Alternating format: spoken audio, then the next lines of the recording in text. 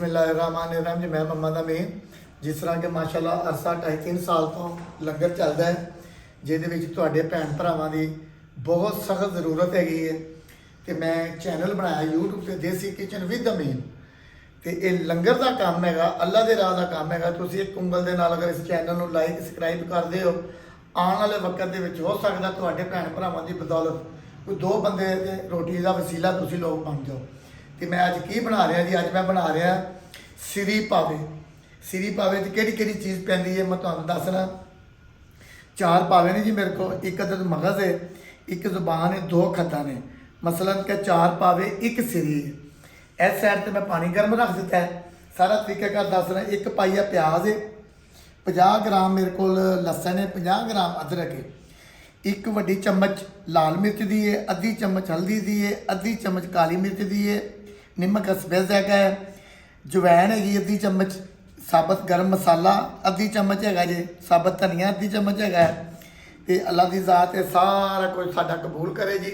इसका पकाने का तरीकाकार की है। सब तो पहले जी असी जिहड़ा साडा समान है ना इनू असी अच्छे तरीके नाल एक दफ़ा गर्म पानी के धोना है। धोने तो बाद मैं तुहानूं सारा तरीकेदार दसना। एक दफ़ा इनू अच्छे तरीके नाल उबाले 2 दवाने ने, उस तो बाद फिर इनू तुसीं पकाना है। अच्छा जी, अदरक के बरीक पीस करके असी चट्ठू बट्टे कुट लैने ने। बेशक तुसीं ग्राइंडर कर लो, जिस तरह तुहाडा दिल करदा साबत भी पा सकते हो कि अद्धे तो पौना घंटा जिहड़ा इनू कुकर लगदा है, असी इनू चट्ठू बट्टे भी कुटांगे, दादड़ करांगे, प्याज वैसे कट लांगे। तो गल ये ही है कि अल्लाह के राह का काम है जी। हफ्ते 3 दिन होंदा है, हफ्ता इतवार पीर 3 दिन, जिहदे कोई 10 तो 15 मेरे भैन भरा मेरे दोस्त है जिन्हों की बदौलत लंगर चलता है। तुहानूं भी एक मौका दिता जा रहा अल्लाह की ज़ात वालों कि तुसीं भी इस लंगर में शामिल होवो। इनू लाइक सबसक्राइब शेयर करके दुआ देना जी। खाण वालियां दी खैर, वंडण वालियां दी खैर, देण वालियां दी खैर, मूवी लाइक सबसक्राइब करन वालियां दी भी खैर, पकाउण वालियां दी भी खैर, अल्लाह की ज़ात सब दी खैर दी। इनू असीं एक उबाला देवांगे अच्छे तरीके नाल गर्म पानी ने, इस करके कि इहदे जरासीम वगैरह ये वो साफ हो जाए। उन्नी देर की मैं अदरक लसन कुट लेना। बाकी इस भी तुहानूं दस रहे जी कि अदरक लसन मैं दादड़ वगैरह कर लिया। 5 मिनट और पानी गर्म होंदा ते असीं इहनूं अच्छे तरीके नाल धोवांगे, वाश करांगे। उस तो बाद मैं तुहानूं दसना अल्लाह खैर कीती मुख्तलिफ किस्म दी मैं रेसिपियां दे रहा यूट्यूब के उपर, फेसबुक के उपर। इंशाअल्लाह ताला हर किस्म की चटनी, मछली, कढ़ाइयाँ वगैरह ਉਹਦੇ ਨਾਲ एक रेसिपी माशाअल्लाह देवांगे।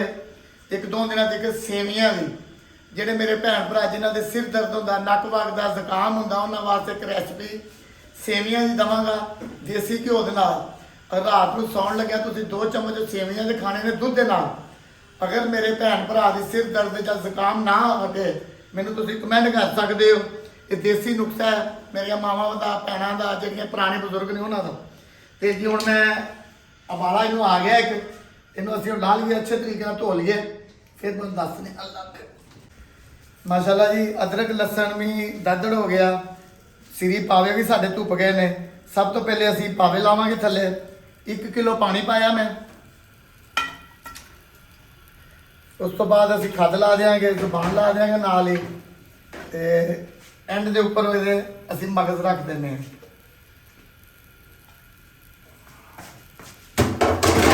प्याज अदरक लसन नाल ही पा देना जी,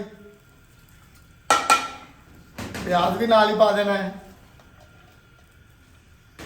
मसाले मुकम्मल जिहड़े ने सारे पा देने ने। अगर जरूरत पैंदी है तुसीं पकन तो बाद गर्म मसाला दोबारा पा सकते हो। गर्म मसाला वगैरह भी ये मैं पाया। 1 किलो पानी पाया जी। असीं इनू थोड़ा जा हल करके इनू कुकर ला देंगे। घट तो घट 15 मिनट असीं कुकर फिलहाल लाना है। ये जानवर से डिपेंड करता जी। जानवर कूला हो तो 15-20 मिनट पकते हैं। बात करते ऐसे पावे होंगे ने घंटा कुकर लाना पैंदा।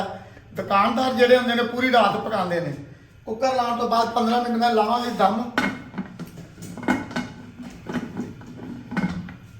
अच्छा जी, 1 पाइया घ्यो पाना याद नहीं रहा। घट तो घट 1 पाइया घ्यो, इस तो ज़्यादा भी नहीं पाना। 1 पाइया घ्यो पैता जी। हुण असीं कुकर लाने दा।